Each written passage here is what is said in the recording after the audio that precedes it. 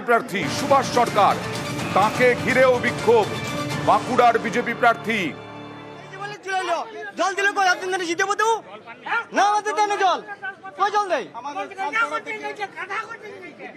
কিছু জল দেয় না আমাদেরকে জলে দেয় না আমাদেরকে ওই ভোটটা পাই ঘর ঘুমিয়ে দিয়েছে তো আর কি করছে ওরা সব বন্ধ করে দিয়েছে জল নেই এই অভিযোগে বিক্ষোভ। আপনাকে দেখবো আপনাকে এমপি করেছি আমরা আপনাকে দেখবো 5 বছর ধরে আপনাকে জিতিয়েছি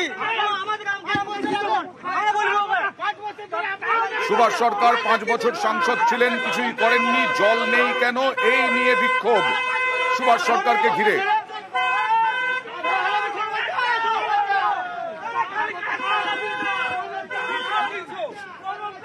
এটা শালতোড়ার ঘটনা দেখছেন। কথা বলবো প্রতিনিধি রঞ্জিতের সঙ্গে। রঞ্জিত, কি অবস্থা, কি হয়েছিল এবং এখন কি পরিস্থিতি?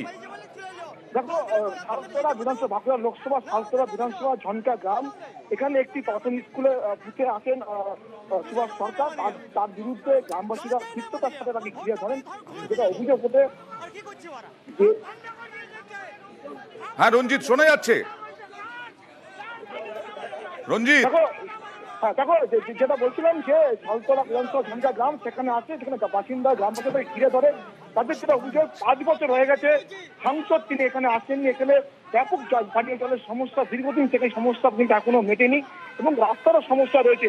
মূলত যেটা অভিযোগ সব থেকে বেশি রয়েছে পানীয় জলের সমস্যা।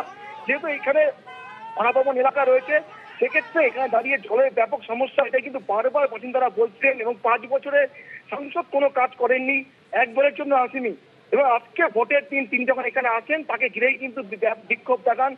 কার্যত বাক বিতণ্ডায় জড়িয়ে পড়েন সুভাষ সরকার গ্রামবাসীদের সাথে। তাদের সাথে কিন্তু একেবারে তর্কে জড়িয়ে পড়েন। তার যেটা অভিযোগ যে সেখানে তিনি কিন্তু আসতেন, কিন্তু গ্রামবাসীরা বারবার একটাই অভিযোগ করছিলেন যে পানীয় জলের সমস্যা কোনো মেটানোর উদ্যোগ নেয়নি সাংসদ। যদিও সেখান থেকে সরাসরি বেরিয়ে অন্য বুথে চলে যান। এই মুহূর্তে গ্রামে কিন্তু পরিস্থিতি শান্ত রয়েছে। ধন্যবাদ।